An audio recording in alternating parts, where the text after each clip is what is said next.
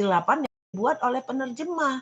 Jadi ketika kita menilai itu, kita juga mau lihat di mana sebetulnya kelemahan-kelemahan yang dilakukan penerjemah selain strategi. Karena strategi itu terkait ideologi, terkait metode. Kemudian satu lagi penilaian yang berorientasi pada proses. Kalau proses itu adalah untuk mengkaji proses penerjemahan yang dilakukan oleh penerjemah dalam kaitannya dengan strategi penerjemahan dan kualitas terjemahan.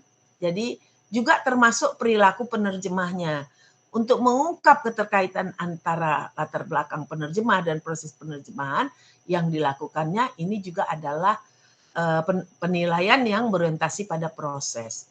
Misalnya gini, kita membandingkan dua penerjemah, yang pakar dengan yang pemula misalnya. Penerjemah pakar dengan penerjemah pemula. Kita bandingin metode mereka apa. Apakah pakar itu menggunakan misalnya metode lebih berorientasi ke bahasa sumber atau ke bahasa sasaran? Kita cek. Jadi pakar yang udah lama sama pakar yang baru, itu ada nggak perbedaan strategi? Gitu kira-kira kalau kita berorientasi pada proses. Kemudian misalnya penerjemah tersumpah dengan mahasiswa S2 penerjemah, misalnya seperti itu. Atau dengan kamulah S1 penerjemah dengan penerjemah yang tersumpah. Apa sih perbedaan strateginya? Orang yang baru menerjemahkan sama yang udah lama, yaitu apa bedanya pada strategi mereka? Karena yang baru ini kan harus ngikut sama yang lama, yang udah masuk ke dunia industri penerjemahan. Jadi kita cek itu pada proses.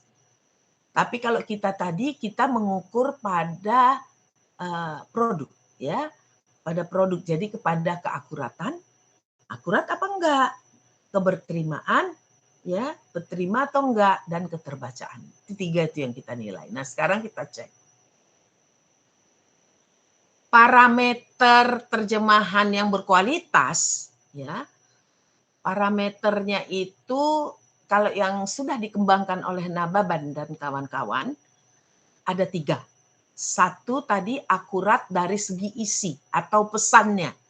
Jadi accurate in content. Pesannya nyampe apa enggak? Pesan bahasa sumber ke bahasa sasaran nyampe apa enggak? Itu 1. Kedua, berterima, acceptable. Secara budaya berterima apa enggak? Ketiga, mudah dipahami. Ya, readable, dapat dipahami atau mudah dipahami. Readability, ya. Jadi 1 accuracy, 2 acceptability, ketiga readability. Nah, kemudian kita lihat nih parameternya. Ini parameter Nababan seperti ini. Jadi kalau cara ngukur keakuratan, kita cek tadi ya, BSU-BSA-nya kita cek. Kondisi akurat diberi skor 3. Kalau dia akurat diberi skor 3. Nah, dia kita lihat parameternya seperti apa. Makna kata, istilah teknis, frasa atau klausa atau kalimat bahasa sumber dialihkan secara akurat ke dalam bahasa sasaran dan tidak terjadi distorsi makna. Kalau kita sebut distorsi makna, tidak terjadi pergeseran makna. Ya, maknanya nggak lari. Nah, makanya Ibu kemarin menyuruh kamu mengecek ada nggak pergeseran makna. Kalau ada pergeseran makna, maka akurasinya nggak bisa bulat, nggak bisa 3. Ya, jadi kalau terjadi pergeseran sehingga makna menjadi lari, menjadi distorsi, menjadi tidak utuh makna itu, maka tingkat akuratnya tidak bisa dapat skor 3. Nah, sekarang kita cek yang kurang akurat. Berarti kan kurang akurat kalau ada terjadi distorsi. Cuma kurang akuratnya seperti apa? Kurang akurat itu skornya kita kasih 2. Sebagian besar makna kata, istilah teknisnya, frasa, klausa atau kalimat bahasa sumber sudah dialihkan secara akurat. Jadi mindahinya akurat, tapi masih terdapat distorsi makna. Ya, distorsi makna itu ada terjadi semacam gangguan terhadap makna atau terjemahan itu bisa bermakna ganda, taksa, dan atau ada makna yang dihilangkan. Maka kalau ketika ada yang direduksi, dihilangkan, jadi kita kan lihat tekniknya. Kalau tekniknya itu ada yang direduksi, ya, sehingga mengganggu keutuhan pesan, ada pesan yang hilang, atau ada makna yang hilang, satu aja maknanya hilang pada kalimat itu, maka itu kita akan masukkan kepada kategori terjemahan kurang akurat. Kita beri skor 2. Nah, yang tidak akurat, ya, jadi kategori terjemahannya menjadi akurat, kurang akurat, tidak akurat. Yang tidak akurat kita kasih skor 1. Apa yang terjadi? Tidak akurat. Makna kata, ya, atau pesan, ya. Makna boleh diganti dengan pesan. Makna kata atau pesan, istilah teknis, frasa, klausa, dan kalimat bahasa sumber dialihkan secara tidak akurat ke dalam bahasa sasaran atau dihilangkan. Jadi ada hasil terjemahan itu yang dihilangkan oleh penerjemahnya. Itu tidak akurat. Ya. Kalau yang kita lihat kondisi 1 semuanya dialihkan secara akurat. Maknanya, pesannya rapi semua dipindahkan, nggak ada distorsi. Tidak ada salah persepsi, tidak ada pergeseran makna. Kalau yang di bawah terjadi dia sudah akurat tapi masih ada distorsi, seperti misalnya ada yang mengganggu keutuhan pesan itu. Jadi dia sebetulnya udah akurat tapi ada sedikit yang mengganggu makna atau pesan yang disampaikan itu, ada yang hilang sedikit. Kalau tidak akurat yang diberi skor 1, wah itu hilangnya ada banyak pesan-pesan yang tidak akurat dipindahkan, baik secara struktur, secara makna, dan juga penghilangannya cukup signifikan. Jadi parameter kita adalah, bentar ya, ini mendulun serak nih.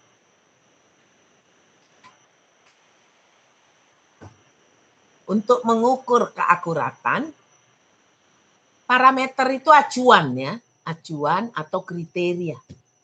Ya, kriteria kita mengukurnya.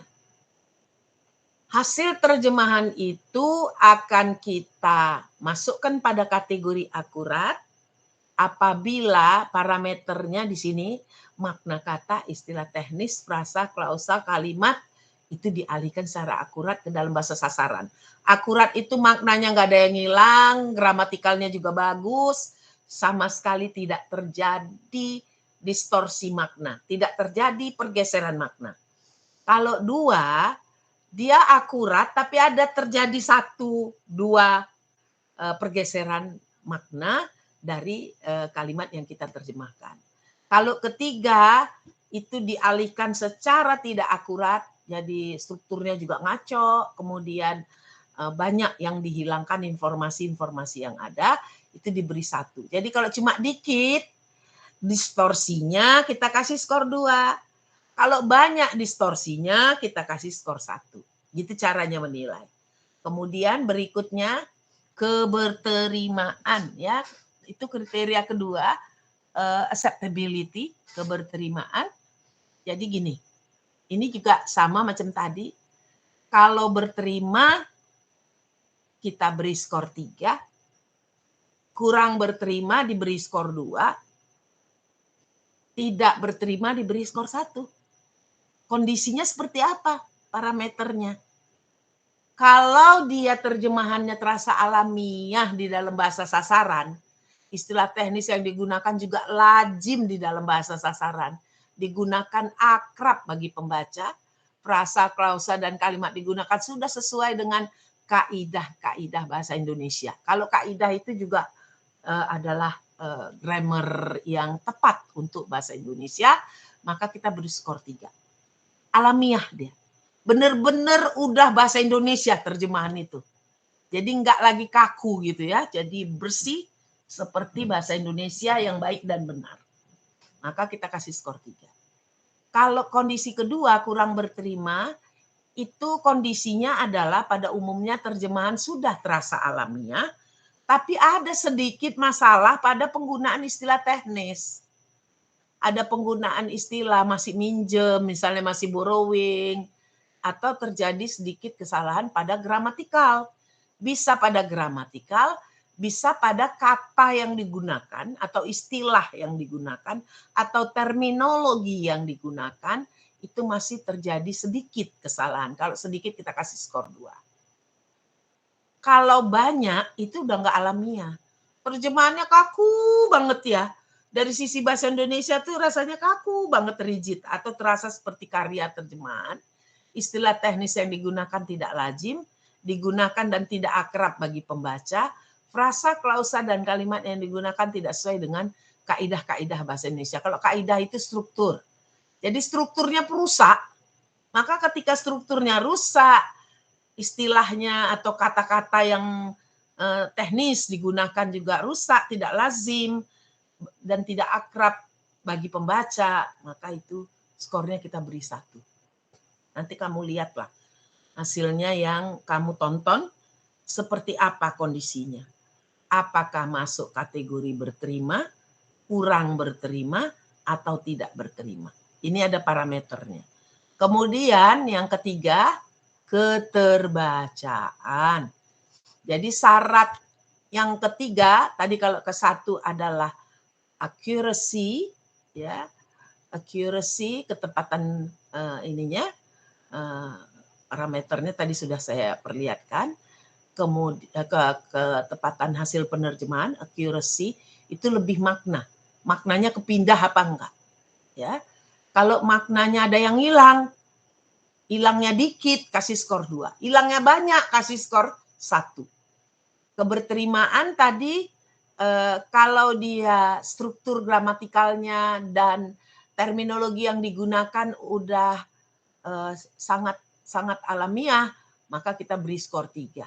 Kalau sedikit mengganggu, kasih skor 2. Kalau sangat mengganggu, strukturnya pun rusak, kasih skor 1. Keterbacaan juga begitu. Dibaca enak apa enggak gitu ya. Dapat dipahami dengan mudah atau enggak. Kata, istilah teknis, frasa, klausa, kalimat dapat dipahami dengan mudah oleh pembaca, dikasih skor 3. Kalau kamu membaca hasil terjemahan film yang kamu dapat mudah dipahami, itu skornya 3. Tapi kalau ada bagian-bagian tertentu yang harus dibaca lebih dari 1 kali baru kita paham, itu skornya 2. Kalau sulit dipahami, skornya 1. Ya, begitu kita baca, ih apa sih kalimat ini nggak ngerti gitu ya. Kita nggak ngerti, itu skornya 1. Begitulah cara kita menilai kualitas terjemahan dari sisi produk. Kamu menilai produk kemarin, film yang ada subtitlenya di bawah, dan itu kamu nilai. Ya, kemarin kamu masih melihat pergeseran, karena nanti itu pergeseran itu akan terkait dengan akurasi yang ini, ya, bergeser atau tidak bergeser. Di sini dia maknanya itu bisa dipertahankan atau tidak ke dalam bahasa sasaran. Dari bahasa sumber ke bahasa sasaran, maknanya distorsi atau enggak. Kalau tidak, 3 skornya. Kalau ada distorsi sedikit, 2. Kalau ada distorsi banyak, 3. Ya, artinya makna itu tidak bisa dipindahkan dengan baik. Itu 1. Kalau cuma dikit saja yang tidak bisa dipindahkan dengan baik, 2. Tapi kalau rapi mindahinya, 3. Jadi seperti itu nilainya. Nah, sekarang kita lihat rentangan skor penilaian kualitas terjemahan.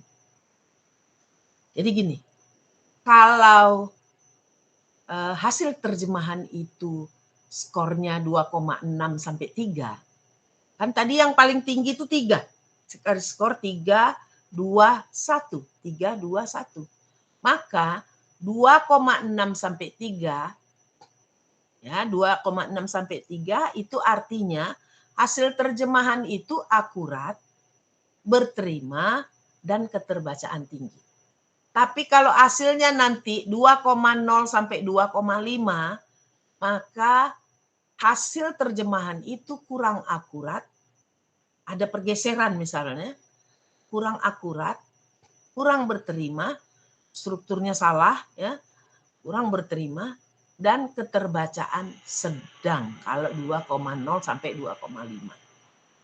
Sedangkan kalau dia 0,0 sampai 1,9, maka hasil penerjemahan itu tidak akurat, tidak berterima, dan keterbacaannya rendah.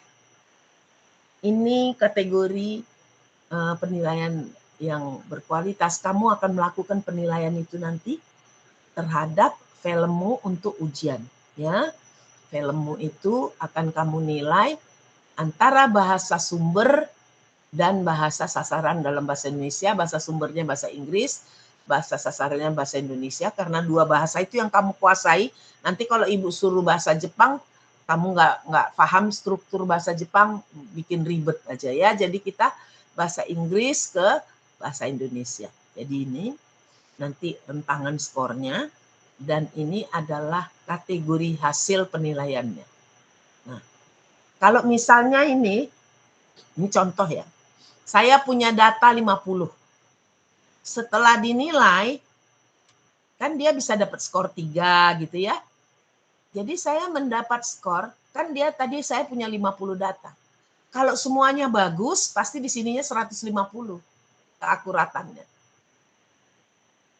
Saya punya 50, keakuratannya 123. Berarti ada yang tidak akurat. Sekitar 27 poin. Kalau dia 50 data, 50 kalimat BSU dan BSA, kemudian semuanya bagus, keakuratannya di sininya harusnya 150 gitu kan. Tapi ini cuma 123, ini hasil saya. Dari 3 aspek kualitas tadi. Keakuratan, terus keberterimaannya 121, lebih rendah dari keakuratan, 121. Ya. Jadi ini juga kurang berterima, nanti kita cek apa hasilnya. Terus kemudian keterbacaannya juga 119. Tapi apa yang ingin saya perlihatkan kepada Anda adalah kalau dia kurang akurat, keberterimaannya juga bakalan kurang, keterbacaannya juga bakalan jelek. Jadi oleh karena itu ketiga-tiganya ini harus tinggi baru dia bagus hasil penerjemahannya. Nah, ini contoh. Kemudian saya perlihatkan yang tadi. Keakuratan saya, ini cara ngitungnya. Keakuratan saya tadi 123. Data saya punya 50 BSU dan BSA. Ya. Maka ini saya bagi skor rata-ratanya 2,46. Kalau 2,46 kan kalau kita ke sini tadi, dia kan ada di sini. Berarti kurang akurat.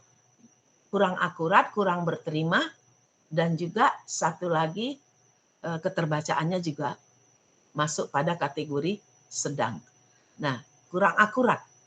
Keberterimaannya 121 bagi 50, 2,42. Juga kurang berterima. Hasil perhitungan saya tadi. Kemudian keterbacaannya 119 bagi 50, 2,38. Keterbacaannya juga sedang. Jadi itu dia berdampak. Kalau udah kurang akurat, pasti akan kurang berterima. Nah, kalau udah kurang berterima, keterbacaannya pasti juga rendah. 2,38 tadi masuk kategori sedang di sini. 2,38 keterbacaan sedang. Jadi kalau untuk akurasi, akurat, kurang akurat, tidak akurat. 3 akurat, di bawah 3 tadi ya 2 sampai 2,5 kurang akurat. Kalau 0,0 sampai 1,9 tidak akurat. Berterima itu 2,6 sampai 3, kurang berterima 2,0 sampai 2,5, tidak berterima 0,0 sampai 1,9, keterbacaan tinggi itu 2,6 sampai 3,0, keterbacaan sedang 2,0 sampai 2,5, keterbacaan rendah 0,0 sampai 1,9. Ya, seperti itu. Nah, ini tadi contoh ya, cuma simulasi aja. Nanti kamu akan mengerjakannya dengan real. Kemudian kalau kita lihat pembobotannya, karena dia dibobot ya, diberi bobot gini. Sebentar. Nah, bobot. Dia kan diberi bobot 321 ya. Ini kan beri bobot 321. Jadi gini. Ini masih kurang nih bobotnya, nanti saya tambahin. Jadi gini, kalau keakuratan itu bobotnya 3. Keberterimaan 2, keterbacaan 1. Kenapa implementasi bobot ini berbeda? Karena memang kalau keakuratan itu makna. Maknanya terpindah atau tidak, maka dia diberi bobot 3. Menurut parameter yang kita punya, yang diperkenalkan oleh Nababan itu 3. Keberterimaan itu 2. Ini dari struktur, ya, dari tata bahasa atau kaidah bahasa kita sebut. Kalau kaidah bahasa itu artinya secara gramatikal.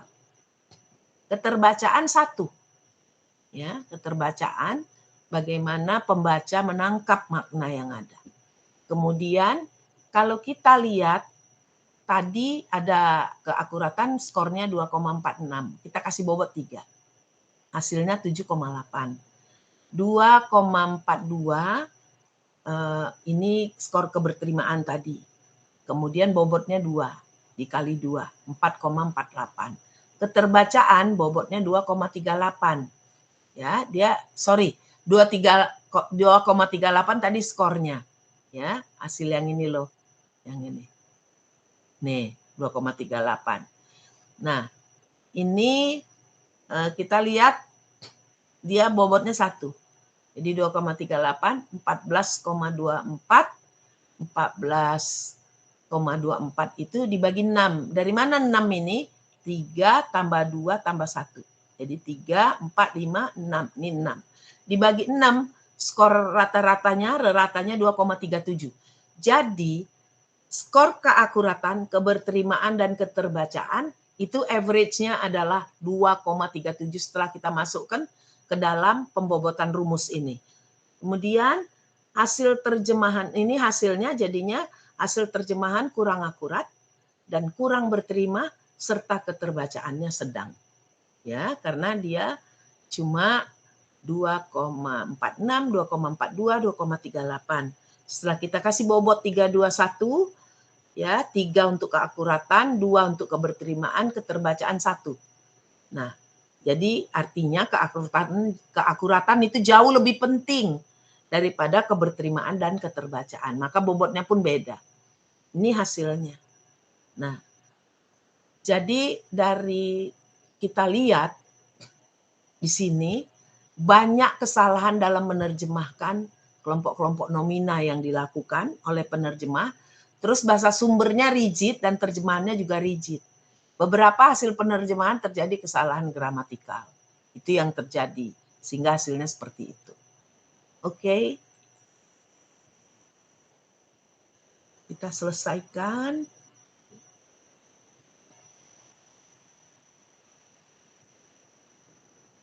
Ibu stop sharing dulu ya.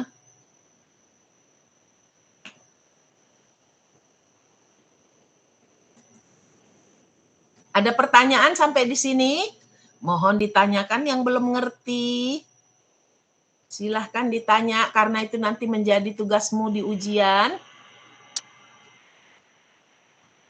Halo? Gimana, udah ngerti?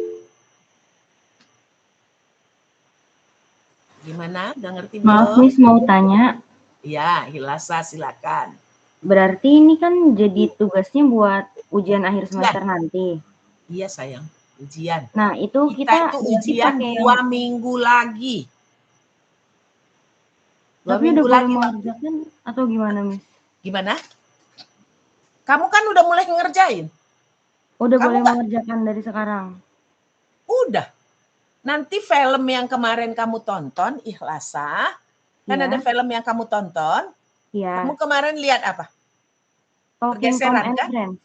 Pergeseran kan? Iya, pergeseran. Dah.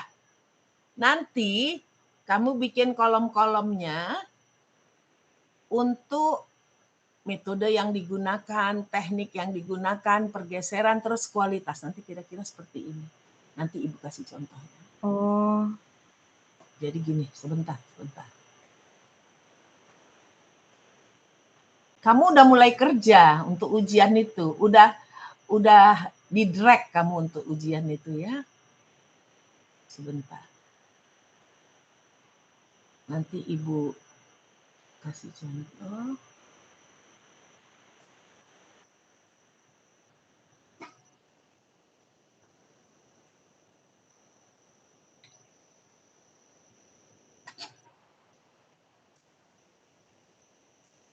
Sebentar.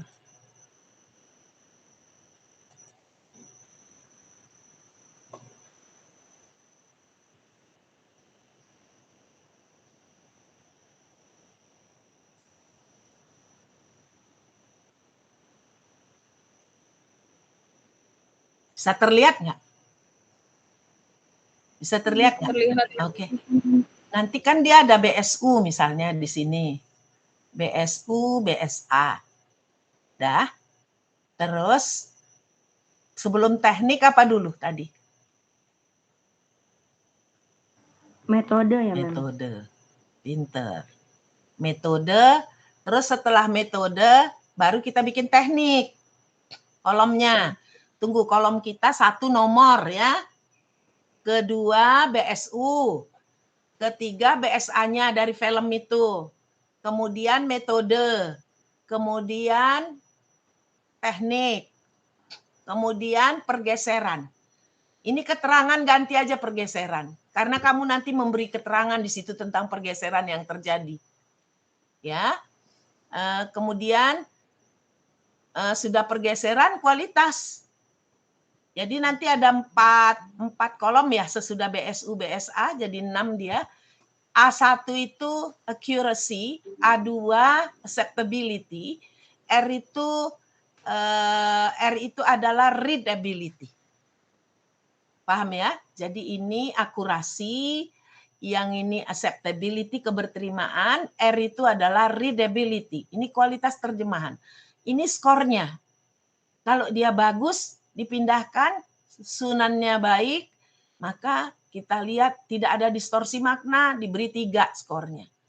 Mudah untuk dibaca, dapat skor 3, readability. Tapi ternyata ada keberterimaan yang kurang, ya. Keberterimaan yang kurang di sini, seperti misalnya seseorang yang sungguh-sungguh. Ini tanda merah ini, seseorang yang sungguh-sungguh senang. Jadi di sini sungguh-sungguh senang itu terasa rigid strukturnya, ya. Struktur BSU sama dengan struktur BSA, rigid banget dia. Padahal kan mana ada bahasa itu harus selalu sama. Dalam bahasa tidak ada bahasa di dunia ini yang benar-benar strukturnya sama. Nah, sini kan kita lihat who really likes losing money. Seseorang yang sungguh-sungguh. Padahal di sini kan ada really ini diterjemahkan jadi sungguh-sungguh. Nanti kalau kita lihat di situ, maka A2 itu diberi 2, skor 2 kalau ada cacatnya. Kalau bagus ya 3 macam yang di bawahnya ini. Nanti kan dia akan dapat skor ya, dapat skor. Nah, kita lihat ini pembobotan. Kalau keakuratan itu bobotnya tadi 3, keberterimaan 2, keterbacaan 1. Nah, kalau kita lihat setelah dihitung tadi misalnya total skor ini 265 adalah jumlah data. Kalau yang tadi kita ukur 50. Ini 265 jumlah data. Jadi dia dapat 2,72, 2,41, 2,59. Nanti ini tentu berbeda-beda. Kita lihat 2,72 seharusnya keakuratan itu bukan sedang ya. Tetapi tadi apa ininya kategorinya? Akurat. Akurat. Ini akurat. Terus kalau 2,41 di bawah 2,5 keberterimaannya kurang berterima. Kalau keterbacaan di atas 2,5 sebenarnya tinggi tadi kan? Ini kan 2,6 ini sebenarnya 2,59. Ya, tapi ini perhitungannya salah. Jadi ini harusnya 2,72 bukan sedang, akurat. 2,41 itu kurang berterima, 2,59 tinggi. Jadi ternyata meskipun keakuratannya kalau dia akurat ternyata sedang, walaupun keberterimaannya itu masih kurang berterima. Nah, sekarang kita lihat ini pembobotannya. Jadi 8,16, 4,82, keterbacaannya 1 ini bobotnya 2,59. Tadi bobotnya 1, maka dia dapat di sini 2,59. Ini sebenarnya 2,59 ini bukan masuk pada kategori sedang ya, 2,6 ini kan, tapi masih di tahap bawah, belum nyampe di mendekati 3. Oke, baik. Jadi nanti kolom kita ada 1 nomor BSU 1, kolom kedua, kolom ketiga BSA, kolom keempat metode, kolom kelima teknik dulu baru bergeser. Kolom kelima teknik, kolom keenam bergeser. Nanti saya cari contoh yang lain, ini contohnya jelek. Saya cari contoh yang lainnya sebentar ya. Saya coba cari contoh yang lain.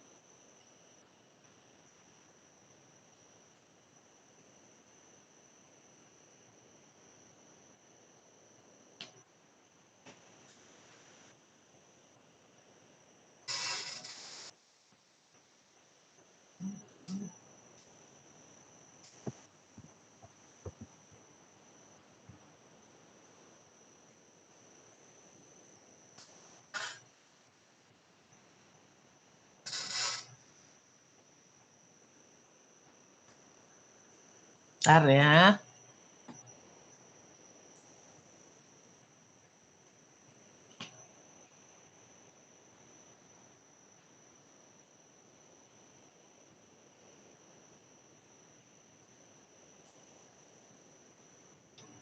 Ibu maaf mau tanya.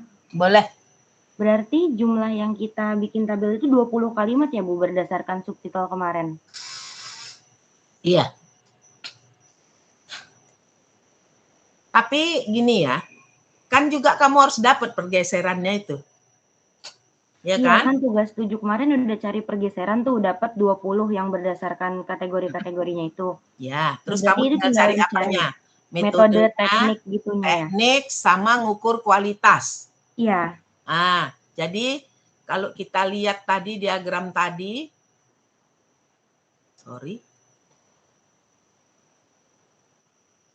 tunggu ada yang lain ya.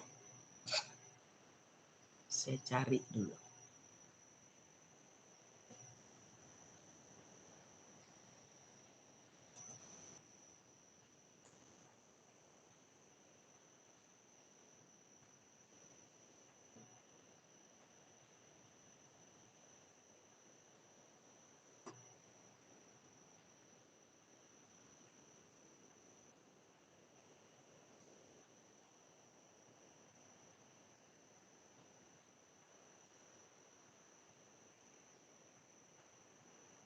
Kamu bisa lihat?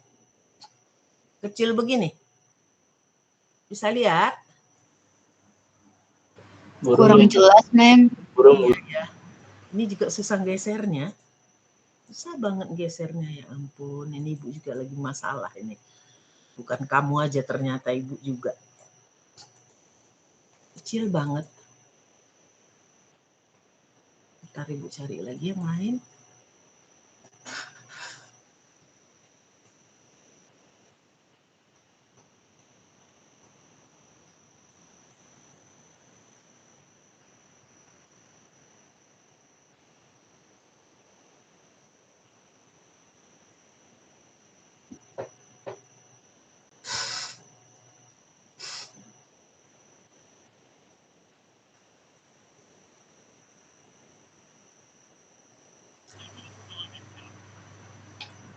Yang di pergeseran itu kamu udah ngasih itunya?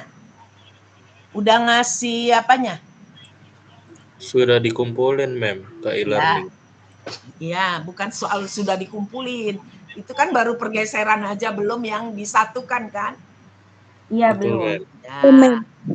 Jadi nanti kita satukan.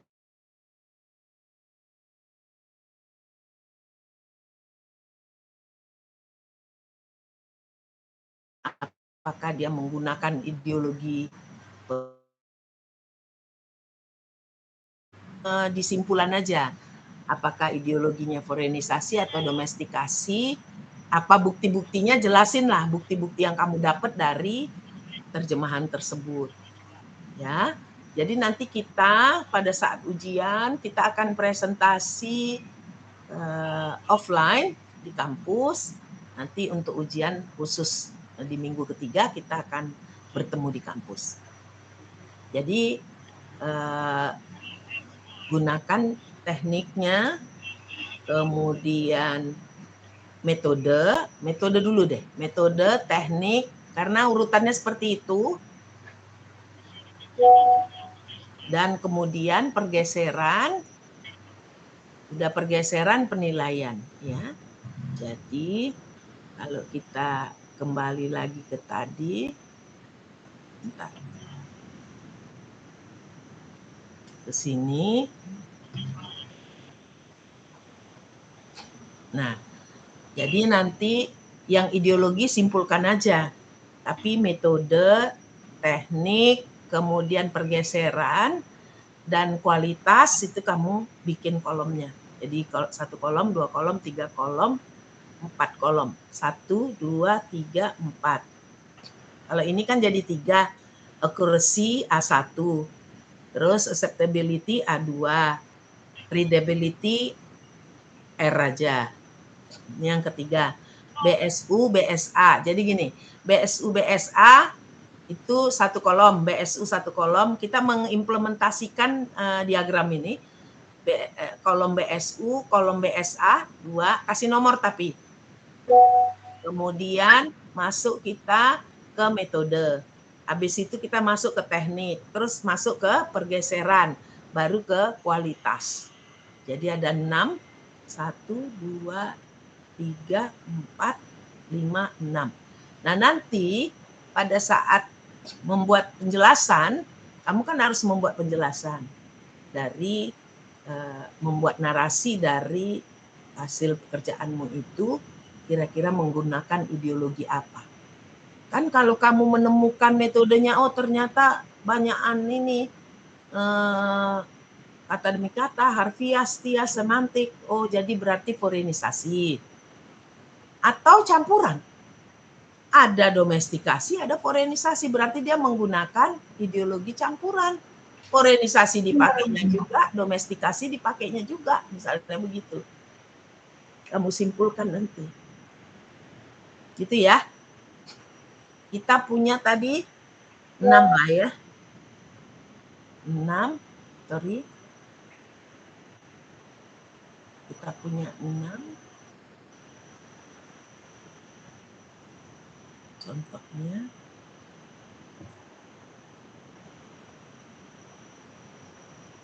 Kolom.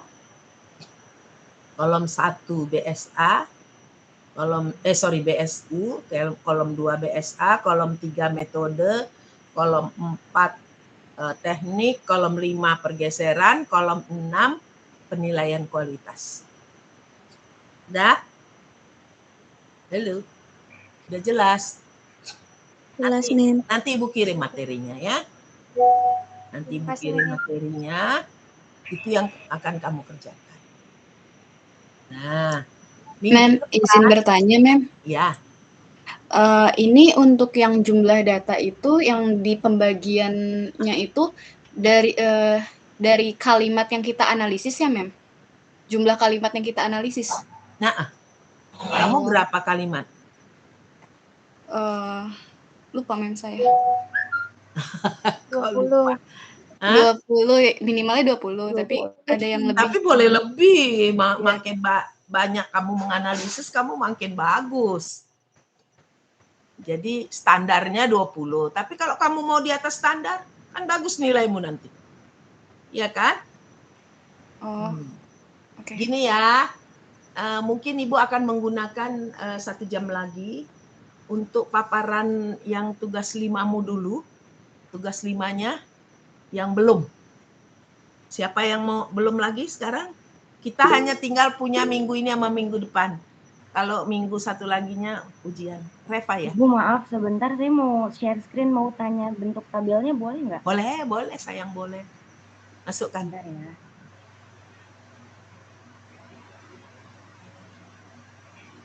Seperti ini Bu kira-kira. Yuk coba. 1 BSU, BSA, metode, teknik, pergeseran, terus kualitas. Itu rata kali ya nanti di ujungnya. Yang ini untuk keterangan aja di ujung. Ini keterangan. Iya, bikin aja keterangan. Kan kamu perlu memberi penjelasan kan di ujung? Iya. Kalau nanti ada yang mau kamu jelaskan tentang metode, tentang teknik, tentang pergeseran, tentang penilaianmu, taruh di ujung. Oke, udah bagus. Berarti ini. betul seperti ini ya Bu? Iya.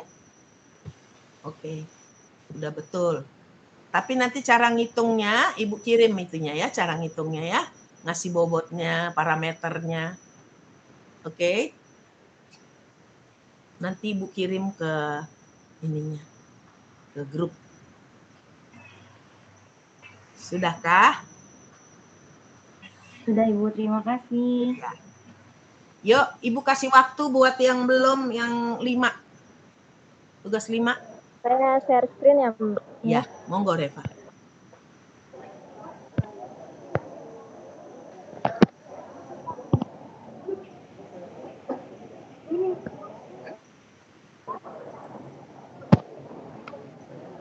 Jadi kan kemarin kamu kan tugas itu kan satu-satu kan kita kerjain, dipretel dulu. Tapi nanti di ujian dia jadi nyatu. Paham ya? Paham? Ideologinya semua nanti muncul. Iya, paham, Mem. Ya. Apakah Tapi sudah kamu terlihat? secara sendiri-sendiri udah kerja. Sampai tugas 7 kemarin pergeseran kamu sudah kerja. Baik Reva, silahkan. Sudah terlihat, Miss? Mungkin Reva teorinya nggak usah lagi Reva. Masuk ke inti Tabelnya, Reva. Miss. Oh tabel boleh. Oke. Teorinya baca sendiri lagi nanti ya. Oke, ini yang tentukan metode penerjemahan ini ya, Miss? Ya. Oke. Yang pertama, TSU when I was 17, my life changed completely. TSA, waktu aku berusia 7 tahun, hidupku berubah untuk selamanya. Metode penerjemahannya adalah metode semantik, karena penerjemahan lebih fleksibel dengan bahasa sasaran. Lalu yang kedua, TSU-nya, I know that there are people who wonder about me when I say this. Sekarang gini, sebentar dulu. Yang tadi nomor 1. Nah, kalau semantik itu dia berorientasi ke bahasa sasaran atau ke bahasa sumber? Ayo. Sasaran. Coba kamu kembali lagi ke Newmark, kamu belum paham ini. Kembali ke Newmark. Mana apamu? Diagram Newmark. Ini. Ya, diagram Yang Newmark metode semantik. mana? Nggak ada diagramnya. Diagramnya di bukunya, Mem. Ini masuk kemana ini? Semantic translation ini masuk kemana? Coba. Bahasa sumber. Kamu Unsur bikinnya estetik. bahasa sasaran. Bahasa sumber. Ini aja penjelasan kamu ini salah ini. Ya. Nah, jangan sampai kamu nanti salah di ujian. Fatal itu. Jadi kamu lihat diagram Newmark, semantic translation itu masuk ke bahasa sumber. Bukan ke bahasa sasaran. Coba judulnya apa nih? Judulnya. Balik. Judulnya. Nah, TL emphasis atau bukan ini yang maksudnya tadi. Teorinya. Naik ke atas. Lagi. Kebalik deh ini. Terus lagi. Lagi. atas. Ini nggak baca. Memang ada yang ngusulin supaya nggak perlu lagi teorinya, tapi kan ternyata juga ada kesalahan ya. Jadi kalau kita lihat di sini Newmark, coba yang terus ke bawah lagi. Ya. Nah, ini kan SL emphasis ya. SL emphasis ada berapa? Ada berapa? Ada 4. Ada 4 SL emphasis. 1 word for word translation. Terus literal translation. Ketiga, terus kan move screen-nya. Yang ketiga, faithful translation. Keempat, semantic translation. Tetapi di sini kamu nulis lebih fleksibel dengan bahasa sasaran. Memang dia daripada setia, tapi di sini dia kan sebetulnya masih masuk ke kategori bahasa sumber kan? Iya. Walaupun dia udah mulai agak memasuki bahasa sasaran, tapi dia masih pada kategori bahasa sumber. Nah, kalau yang bahasa sasaran, lanjut. Yang bahasa sasaran. Nah, ini bahasa sasaran. Ada 4 juga. Ini adaptation, free translation, terus ketiga idiomatik sama komunikatif translation. Itu baru bahasa sumber ya. Oke. Oh iya. Iya, jangan sampai kamu salah. Silahkan masuk ke contoh. Nomor 2 ya, Mem. Yang kedua, TSU-nya, I know that there are people who wonder about me when I say this. Aku tahu ada orang-orang yang penasaran padaku saat aku mengatakannya. Metode penerjemahannya metode STIA, karena penerjemah berusaha memproduksi makna kontekstual dari teks asli dengan tepat dalam batasan-batasan struktur gramatikal teks sasaran. Lalu yang ketiga, they look at me strangely as if trying to fathom what could happen back then. Though I seldom bother to explain, TSA-nya mereka menatapku dengan heran seakan mencoba membayangkan apa kiranya yang terjadi ketika itu. Meskipun aku jarang berusaha menjelaskan. Metode penerjemahan, metode bebas, karena makna umumnya masih ada yang dipertahankan, tetapi struktur kalimat dan beberapa ungkapan diterjemahkan dengan bebas. Lalu yang keempat, TSU-nya, because I've lived here for most of my life, I don't feel that I have to unleash it on my terms. And that will take more time than most people are willing to give me. TSA-nya, karena aku sudah tinggal di sini selama hampir seluruh hidupku, aku tidak merasa perlu untuk menjelaskan kecuali kalau aku mau, dan itu akan menyita waktu lebih lama daripada yang disisihkan oleh kebanyakan orang. Metode penerjemahan, metode saduran, karena terjadi peralihan daya bahasa sumber ke bahasa sasaran dan teks sumber itu ditulis kembali kemudian diadaptasi dalam teks sasaran. Yang kelima, my story can be summed up 2 or 3 sentences. It can be packed into something neat and simple that people would immediately understand. TSA-nya, kisahku tidak dapat dirangkum dalam 2 atau 3 kalimat saja, tidak dapat dikemas secara ringkas dan sederhana sehingga orang-orang dapat langsung memahaminya. Metode penerjemahan, metode saduran, karena terjadi peralihan daya bahasa sumber ke bahasa sasaran dan teks sumber ditulis kembali kemudian diadaptasikan dalam teks sasaran. Terus yang